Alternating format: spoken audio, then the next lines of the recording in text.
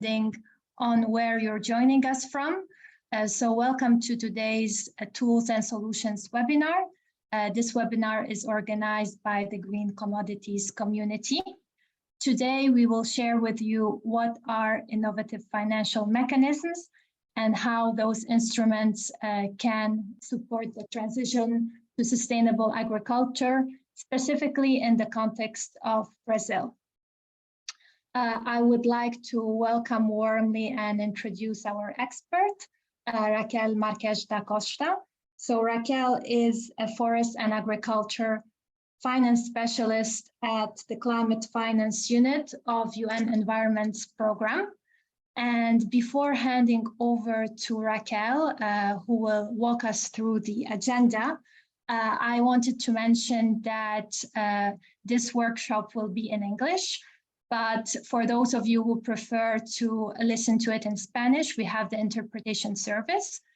In addition, as you can see, this session will be recorded.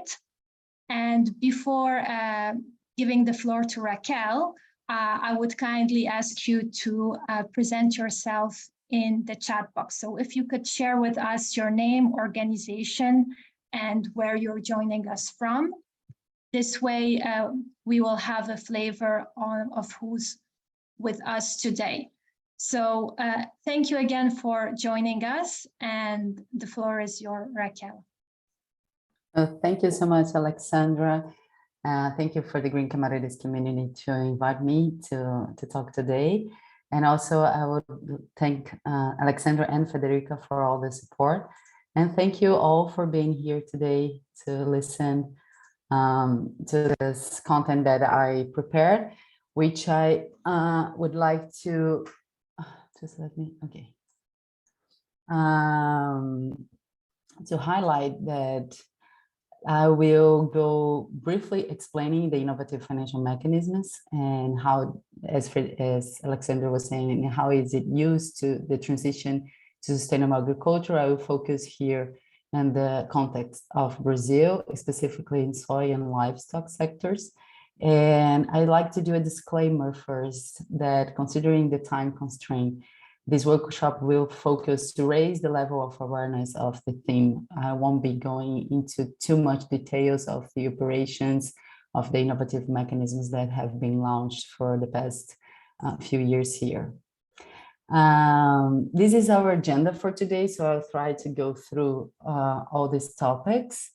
And if there is any question that you might have, I encourage you to send your questions in the chat box. So I'll try to answer them in the Q&A sessions that I separated for us to do it. And at the time, we can, if we have time in the end, we can also have time to open your mics and have a conversation about it. But due to the time constraint, I encourage you to be sending the questions in the chat box, and at the Q&A session, I will go through them. And I kindly ask Alexandra to support me and help me in my time here, not lose and start talking too much. Well, okay, so Alexandra, just coming back, so I'm Raquel, I'm working now for the UNEP CFU team. Previously that I used to work for UNEP FI. I used to coordinate here in Brazil, the Good Growth Partnership Program. So I saw also here in the participants today, I saw Pascal, which it's a colleague also in the GGP. And nowadays under the CFU, I'm taking some responsibilities and supporting IFAC, which is an initiative that we will be later on explaining. And I also saw a colleague here, Marcos from TNC. So good to see you all here. Thank you so much. We are talking first, what are the innovative financial mechanisms? I'll go through briefly about it. And I first brought here the World Bank Group definition for innovative finance, which they define as a financing approach that helps to first generate additional development funds which can be done by tapping new funding sources or by engaging new partners. The second thing is enhance the efficiency of financial flows, which aims to reduce delivery time and or costs. So it aims here to have efficiency in the transaction costs and also in the time, which usually are barriers for structured products. And the third thing is to make financial flows more results oriented. So to ensure that there will be measurable performance on the ground. So to be innovative finance, we must consider these three aspects: generate additional development funds, enhance efficiency, and make financial flows more results oriented. And also the World Bank Group divide these mechanisms in 4 types, which are based on the source they tap and the uses they support. So you can see there is this diagram here where we have these 4 types. And the first one where we have we are leveraging private money to use this money for public service delivery or other public functions. We call it public and private partnership. I guess that probably all of you are familiar with that. The other use is Solidarity Fund, which is basically the official development assistance, whereas you have like country to country transfer, so public to public transfer. We are also using here, we are mobilizing public money to use this money for public services and public functions. The third type of innovative mechanisms is the pure private. The pure private, as it says, it's only private money. So we are leveraging private money to allocate that in initiatives that are also private initiatives in the market and in the civil society. And the fourth one is the catalytic, which we're mobilizing public money, and this public money can be from government, from philanthropy, and we are using that money for private initiatives. So the idea here is to leverage private money also. So there is a public support for market creation and development, or for promoting private entry into existing markets. My idea here is to focus on pure private and catalytic instruments, because these are the 2 most used mechanisms in the soy and livestock operations here in Brazil. So I'll be focusing on these 2 ones. First, let's have a better look for the pure private. So for the pure private, I brought here these different sustainable fixed income market instruments that have been issued nowadays. But I'd like to highlight that besides bond markets, there is also innovative finance operations in the bank credit market, as I will explain about sustainability linked bond here, but also banks are launching sustainability linked loans. So there is also this possibility of the banks in their credit operation to innovate, considering social and environmental aspects as well. I focus here in the bonds because these are the instruments that have been launching here in Brazil in the past few years. So these definitions is Climate Bonds Initiative in definition, and they divide the instruments in theme, label, and then explaining the format of each one.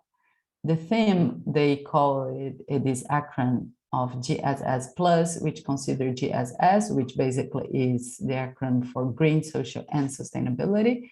And the plus is because it considers also the transition bonds. So the green bond, which is the most common one, is it's the format of a green bond is the use of proceeds linked to environmental projects. So if you're getting the money from the stock from investors, your bond needs to go to environmental projects or projects that have positive impact in the environment. The second one is the social bond, which basically is the same idea as green bond, but it's linked to social projects. The third one is the same idea, but it's linked to SDGs, so the UN Sustainable Development Goals. So the use of proceeds needs to be linked to that. The fourth, which also now goes for the transition theme, is the sustainability linked bond.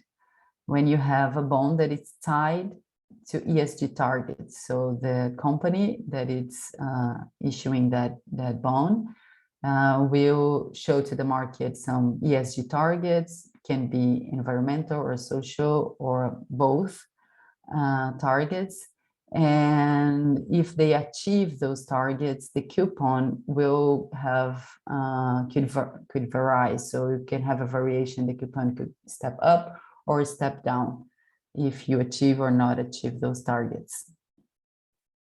The same idea happens with the sustainability linked loan. It's the same idea, but it's a credit operation between the bank and the company and not in the capital market.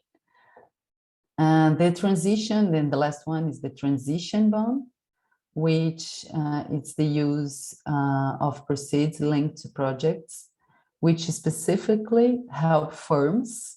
And usually those firms are in the high polluting sectors to do this transition to a lower environmental impact and a lower CO2 emissions. So when we are talking about transition bond, we're mainly talking about climate aspects here. So lower environmental impact or low CO2 emission. Now, I bring here the growth of those innovative financing pure private bonds in the world. So it's also a report from the Climate Bonds Initiative, which shows the last 5 years and shows half a year now. They already have this half year of 2022. Before looking for the graphic, I just wanted to highlight that green bonds, besides we call it as an innovative finance mechanism, it has been launched, the first issuances in 2007. So it has been 15 years that we have, that green bonds have already been issued. But we still call it as an innovative because it is a new way. And it's also, as I was explaining, it's result oriented and it have the efficiency of the flow of the financial flow. So taking a look into the graphic here, we're going to see that we had a boom in the issuances in the past few years. Green bonds, as you can see, the green color here in the graphic is the most common bond that it's issued, followed by social and sustainability. Now, if you're gonna take a look, sustainability in 2021, they're like very similar, their issuances, but this year sustainability linked has passed the social bond. And we can see also the increase of SLB, which are the sustainability linked bond. We can see that 2019, there are just few issuances in this grew. And this year, we can see there is also an important issuance. Half this year, we saw $418 billion in issuance.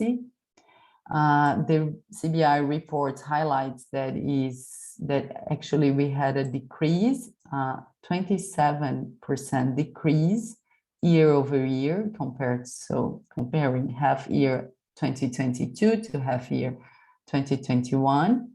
mainly because of the Russian invasion of Ukraine and also the European energy crisis impacting bond market dynamics. So that's why we're having a decrease, but we can see that it's we already, like, the half 2022 already surpassed the 2019 total issuances. So still we can see that the market is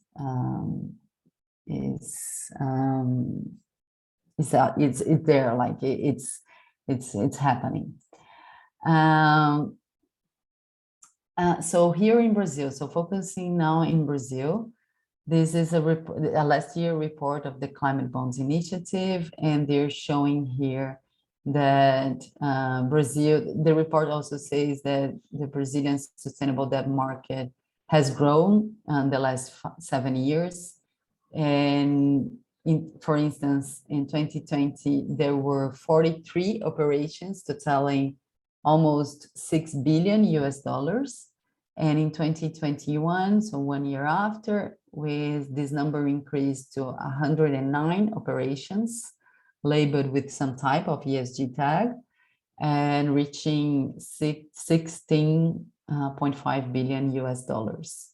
We can see here in this image, in this graphic, that the most common bond is green bond, but also sustainability bond is used. And we can see that renewable energy is the sector that it's most common in the issuances of bonds, of ESG bonds. But land use is followed, and that's our theme here. So livestock, soybeans, it's also here. So it's the second sector issuing more bonds here in Brazil. Okay, so catalytic.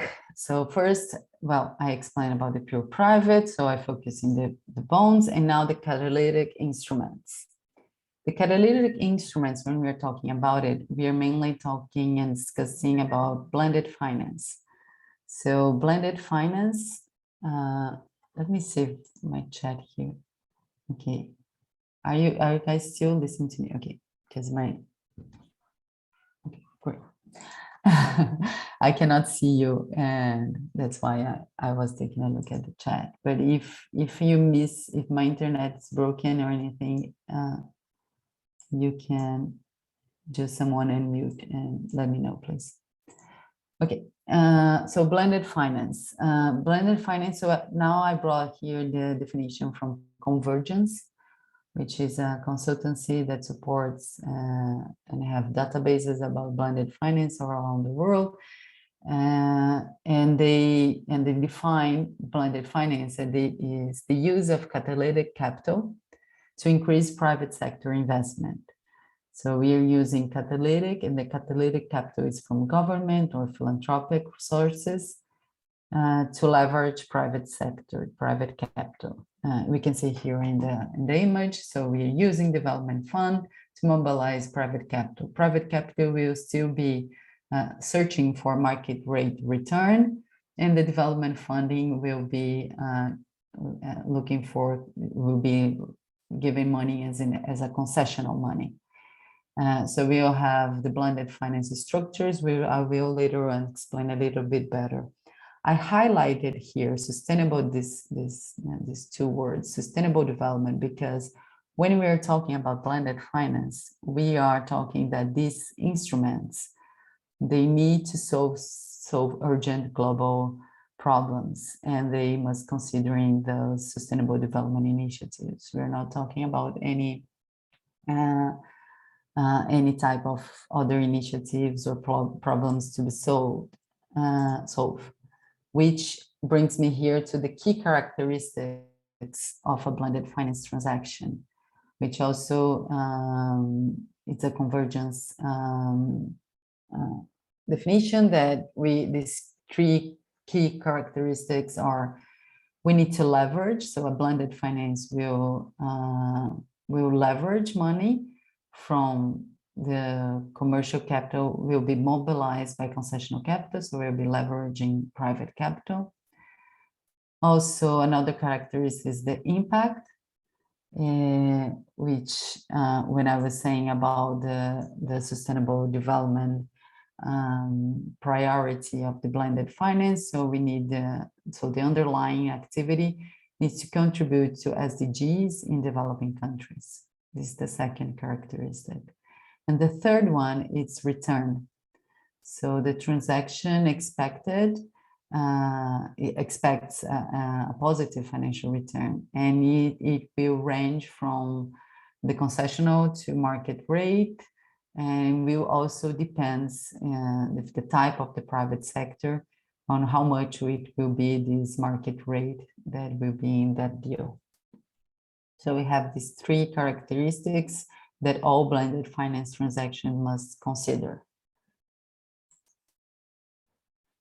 Now I would like to briefly explain about the structures. So when we're talking about blended finance, this blending could be across different levels. This can be project level. So when you have blended finance of public and private capital in a single project or in a company's financial structure. The second one, and which is the most common one that you're going to see out there, is the fund level, which you're using this blended finance of public and private investors. They put that in a pool resources to invest in multiple projects or companies. The third one is the fund of funds, which is basically a fund that will invest in the fund of blended finance. And the fourth one, which is also common to see, which is the facility, where we're going to have a long-term institution. So it's an institution that it's created to be out there for a long time. And this institution set up to blend different forms of capital. So you're going to get different types of money and invest in different projects and different structures. So when we are talking about structures of blended finance, we are there is these three different structures that can be combined in a single project, like in a fund level or in a facility. You're going to see there is sometimes a facility that considers guarantee and also grants to technical assistance. So the first one, it's the risk reduction tools that we're going to use guarantee or insurance to protect investor against capital losses. So that's the idea of using guarantee and insurance. And the capital structure could also consider debt and equity. It's not mandatory to consider equity or debt, but usually the structure considers debt, equity, and this one uses guarantee and insurance to reduce the risk. The second structure, it's the grants for technical assistance, and usually the technical assistance goes for increase the quality of the project implementation, to provide technical studies for the beneficiaries, and also capacity building or advisory services for the beneficiary of that product. And the third structure is the grants payments that are used to reduce total upfront investment required and or support ongoing economics financing of SDG project. As I said, one fund can consider and combine different structures here. And so first I've brought this theoretical part, then in the end I will show a few examples. I just want to make a break here for us. So we have two quiz, we have a quiz now, so 2 questions. And also I can take a look at the chat box if we have any questions here.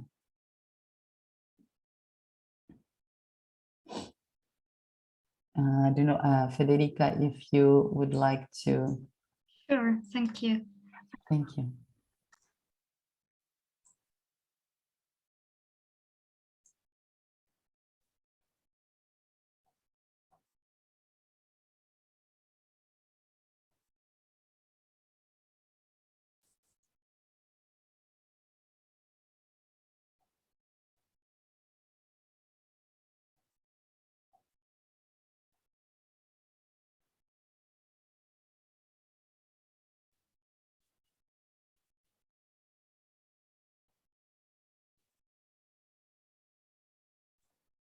so far more than half of participants kindly participated in the poll. Any last responses? 21.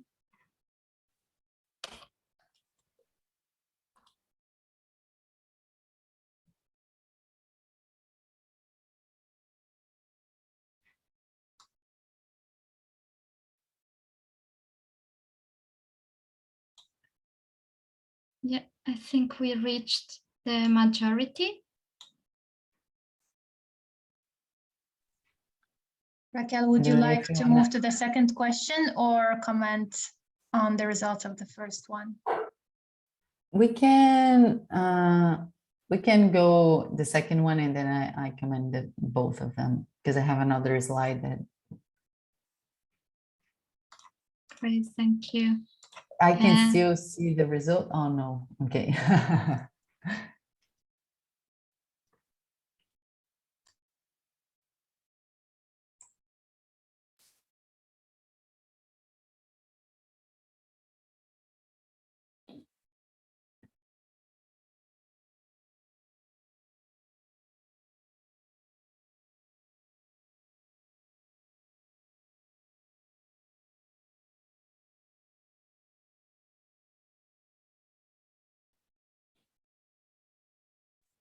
We have reached half of the possible responses. 18 invitees, participants responded to the poll. Right now, 19. Great, the number is increasing.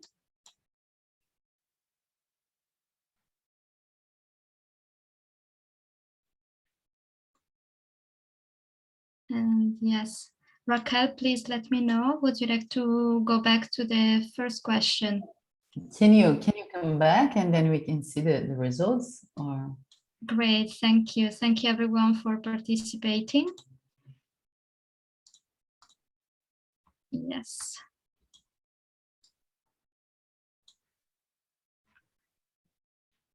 Can you see the results? I'm still seeing the poll too. I think we can just see the... But I can't, okay. I can myself see, like select and see the poll results for the first question. So I can see here, I don't know if I can share results. Are you gonna see the results? Are you seeing? Stop sharing. No. Poll one. Okay. Yes, Raquel. So the first yeah, oh great. So the first question was choose the correct sentences, more than one could be chosen. And so it was asking, according to the World Bank Group, innovative finance is any financing approach that helps to. The two first sentences were correct. I saw that the majority went for all the sentences are correct, which are not. So here it was, it is correct, generate additional development funds. Is it correct, enhance the efficiency of financial flows? But the make financial flows more return oriented, it's not correct, it's result oriented. That's the idea of innovative finance mechanisms. So that's why it's only the two questions, the two sentence A and B. Okay, so I will stop sharing and see the other one. Share results. Okay, great. Now we can see that here the majority chose the correct answer. So the question was, according to Convergency, what is the key characteristics of a blended finance transaction? The characteristics are leverage, impact, and return. And efficiency, it's how the financing approach helps to, so enhance efficiency, but it's not a key characteristic of the blended finance. It's a little bit just to confuse, but that's the correct answer. So leverage, impact, and return. I saw that we still don't have any questions here in the chat box. So I will continue my presentation, and please feel free to put your questions here. What do we need to do? Oh, okay, great. So now, what are the barriers and opportunities when we're talking about innovative finance in agriculture sector? So here I brought these barriers, which is according to Centrac. Centrac is a consultancy firm and a think tank that it's focused on agriculture, and they highlight that we can divide the barriers in five themes that go through across all the agents, so investor, intermediaries, and producers. The first one is awareness for investors and intermediaries. Both will have the barrier looking for, is it worth the risk? So are they already conscious about that? Are they aware about those type of innovative finance mechanisms? So do they understand? And rarely for investor, it's an investment for like a fostering initiative, rarely, but it's not. And for producer, also a barrier, it's the lack of interest and questions about the benefits. So what are the benefits of doing this kind of product and participating on that? The second theme of barrier that across those agencies that goes all of them together is the structuring, monitoring, and compliance. So there's also a lack of internal structure to manage those processes, to have metrics, to do the monitoring, to do the compliance. Also the transaction cost, it's something that it's usually high transaction cost, and also there is the bureaucratic certification process. So the economics here, it's also something that it's a barrier for those agents. The third theme is knowledge, which passes what is it? So what is this kind of this new instrument that it's being structured? How much is it, and why is it, and how much does it cost, and why I should do this way and not only consider doing like the traditional loan or the traditional investment that I usually do. So the knowledge here, this lack of knowledge, sometimes it's a barrier for investors, also intermediaries and producers. The fourth is access. So for investors, there is this hard time to reach the producer. So the commercial front loses its appetite due to the complexity and the length of the process. So usually it's a very complex process to reach the producer, and the commercial team, it's very used for the traditional ways they already do. Sometimes when we are considering, for instance, a sector there we have, it's very pulverized. Farmers, for instance, very smallholder farmers, cocoa industry, it's like that here in Brazil. So we have very small holders, farmers here in Brazil. And if you want to do like an instrument with them, you're gonna have like the commercial team to go there, also the intermediary. So it's also expensive to them to reach the producer. You're gonna go and visit them, and then maybe do like a coalition of them, a pool of producers.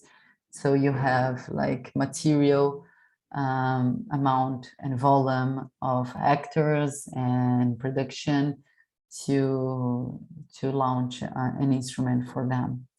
So this is the second barrier. And for producers also, They need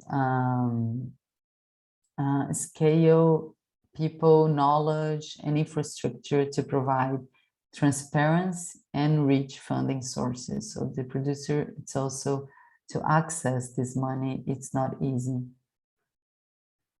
And the fourth barrier is reliability, which passes through all the three agents also. So repetition risk, risk of non-compliance, and risk of non-feasibility.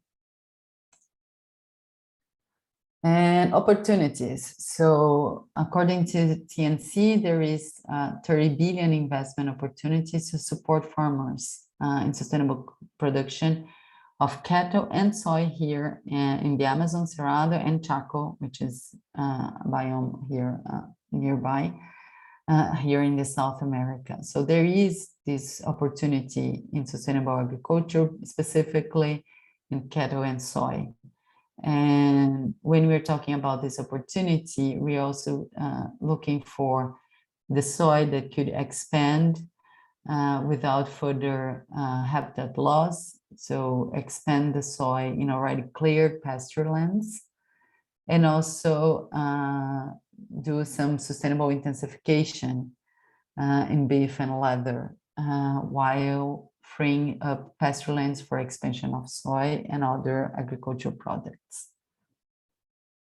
So there is this opportunity, and it's huge. And this slide comes from the IFAC, which is an initiative that we will be explaining in the next slides. And so we have this opportunity for sustainable production in soy and cattle here in Brazil, and in the region, South America, considering Chaco too. And so going now to explain a little bit of the role of innovative finance in the transition to sustainable market. First, so finance can play an essential role in shifting land use dynamics. So as I said, the financial can increase production through yields improvements and better use of already cleared lands. So financial can move the money to these. Plus, also financial institutions can facilitate the direct payment for ecosystem services or carbon credits. And this could be by using blended finance to create a pipeline of green securities.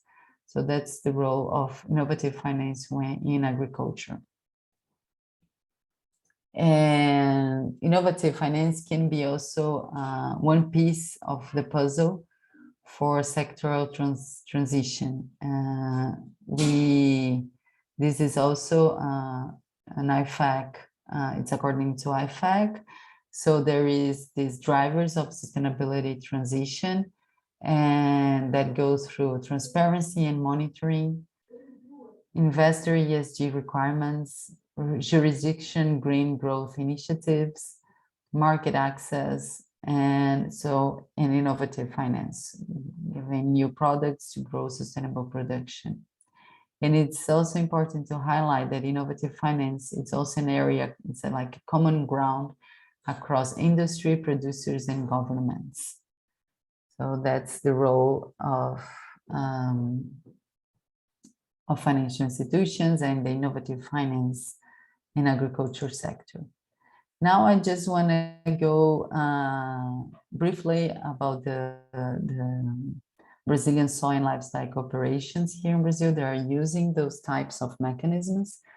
The pure private examples, I brought here 3 examples from Marfrig, which is a food company focused mainly in livestock. It's cattle, it's in the cattle sector.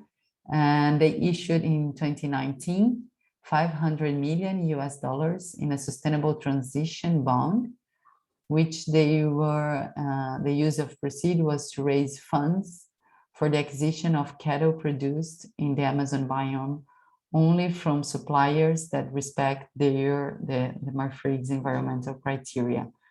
This comes just after the deforestation's rising a lot here in Brazil.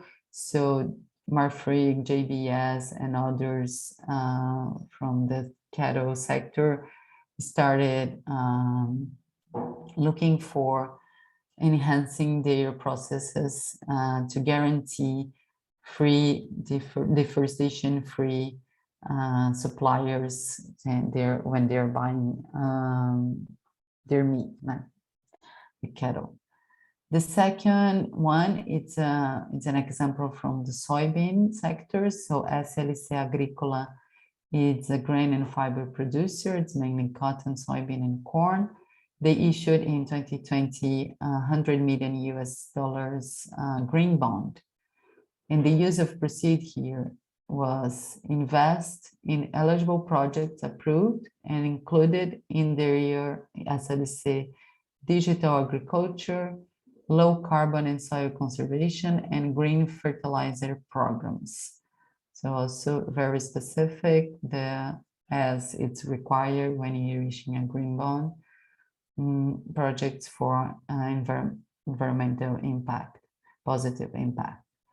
And the third one is JBS, which issued last year $1 billion sustainability linked bond. It was a huge issuance, and their target is to reduce JBS global GHG emission intensity by 30% by 2030 with respect to 2019 baseline. And as it is a sustainability linked bond, they have the coupon adjustment. So if they do not achieve those targets, they could pay a premium payment. If they do achieve, they could have a step down in the coupon. So adjust for them to pay a lower coupon. And also when we're talking about examples here in Brazil, well, I want to just briefly explain about IFAC. So IFAC, it's the Innovative Finance for the Amazon, Cerrado, and Chaco, which is an initiative of UNEP, TNC, the Nature Conservancy, and TFA, which is the Tropical Forest Alliance. The IFAC aims to mobilize soybean and beef sector players to commit to free deforestation and land conversion in the Amazon, Cerrado, and Chaco regions by launching financial instruments such as farm loans, farmland investment funds, corporate debt instruments, and capital market offerings. Until now, we have 12 signatories, if I'm not missing someone. And those signatories they vary from asset managers, asset securitization, input companies, catalytic funds, and investment facility. Until now, we have $4 billion committed that will be disbursed by 2030, if I'm not wrong. And there is more than $200 million committed to be disbursed by this year. And I now will show two videos, short videos, of two product line of IFAC. Those two are signatories of IFAC, and explain a little bit about these catalytic funds that I was previously explaining about.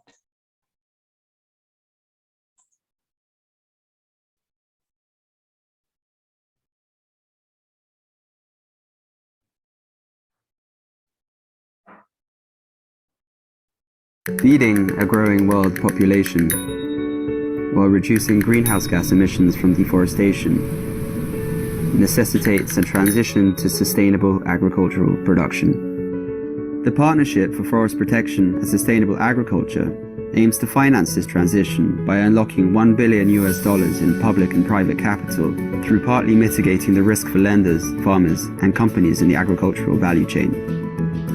Now, the partnership has launched the Agri3 Fund to turn this ambition into reality. Combining capital from public donors, banks, and investors, the fund will act as a vehicle for risk sharing and technical assistance through blended finance with commercial and development banks. This way, banks will be able to finance higher environmental and social impact projects despite a perceived higher risk. By creating a track record of projects that leads to higher market transparency, the aim is to lower perceived credit risk and the need for public capital over time. A first deal between Rabobank, the partnership, and Shefa Group in Mato Grosso, Brazil, will lead to a 15% yield increase, producing more on the same area thanks to improved soil profile. This technique also increases climate resilience to droughts and is replicable, reducing the need to convert more natural land into farmland. In this way, the partners contribute to a paradigm shift where business models that are based on deforestation-free, sustainable commodity and improved rural livelihood will ultimately become the new norm. We have the solutions. Now let's scale them up. So nice. So these fund, as you saw, use guarantee and also technical assistance. And now I will show RCF, which is the Responsible Commodities Facility. Soy, whether it's in your food or your food's food. Soy consumption is growing worldwide and as a result is putting strain on various ecosystems, including the Cerrado of Brazil, a vast and highly biodiverse area of wooded grasslands that is experiencing faster deforestation and conversion of land surface than the Amazon. But this does not need to be the case. Instead, vast areas of abandoned pasture land could be used for soy cultivation. To this end, the Responsible Commodity Facility provides financial incentives to farmers who commit to cultivation of deforestation and conversion-free soy.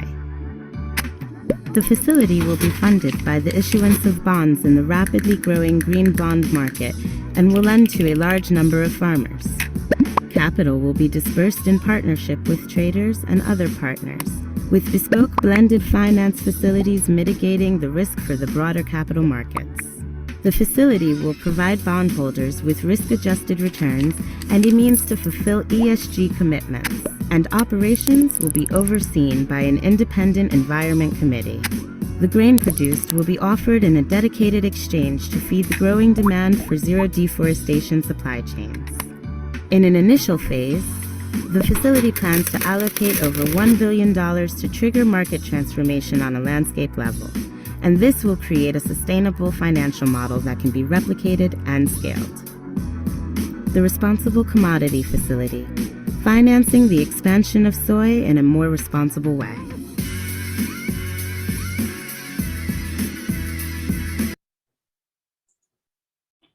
So great. So the second facility, the idea was to launch grain bonds and use also grants for the technical assistance.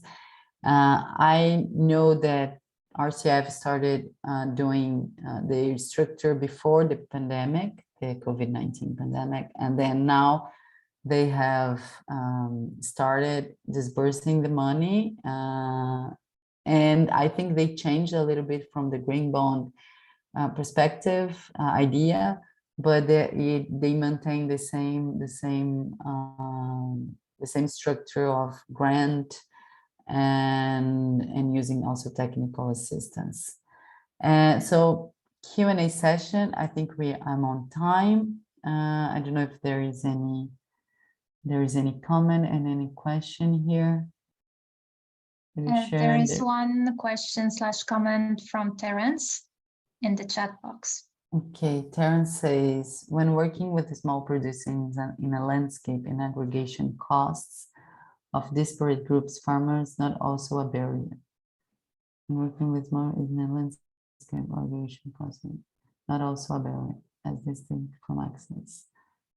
So you're saying if we're working with small producers, it's not also a barrier as distinct from access. I don't know if I've got what you said, Terence. I don't know if you maybe Terence, if is still online, if you would like to unmute yourself and maybe ask the question.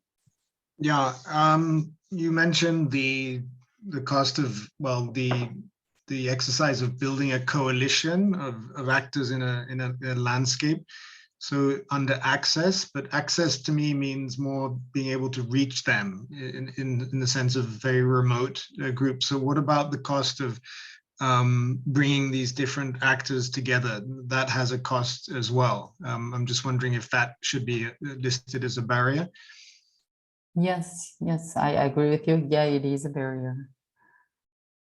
This cost of going out there and reaching those producers, that is small producers. I think I missed. Yeah.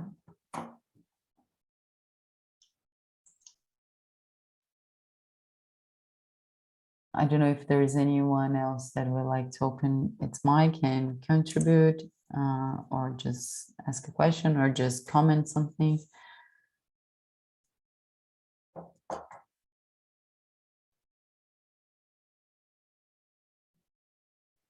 I will leave here my contact. And if you'd like to reach me out, so this is my email, and I'm open to go follow up this content later on. Thank you so much for being here and for listening to me and participating.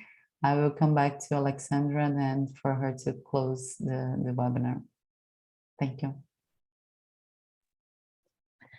Thank you, Raquel, for your presentation. So we will send out an email after this session where we will put the recording. So in case you would like to watch it again, or if you have any colleagues who have missed this session, you will be able to see the webinar again. Also, we do invite you to go on the digital platform of the Green Commodities community. Raquel is also there, so you will be able as well to address your questions directly to her. Before closing the session today,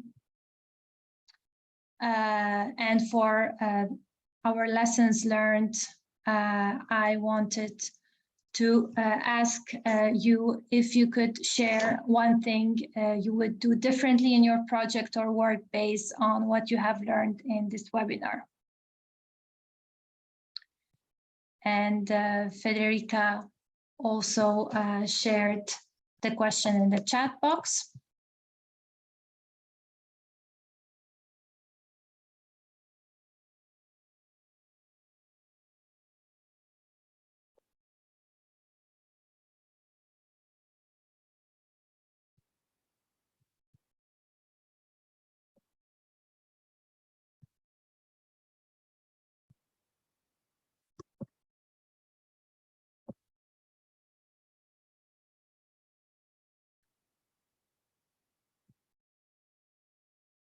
And while you're taking the time to answer, here I have a technical problem because my screen is not going on the presenter mode, but also I wanted to invite you to join the digital platform. You can find the link in the chat box. You can find this way about our upcoming events.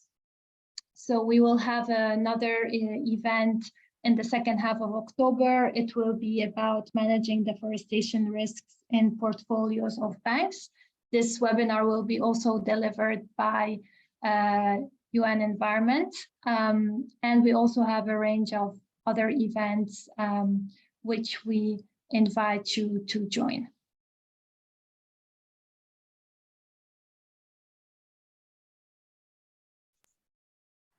Thank you so much. Thank you. So we have 3 more minutes until the end. If you have any inputs on the question that we've asked, please do let us know.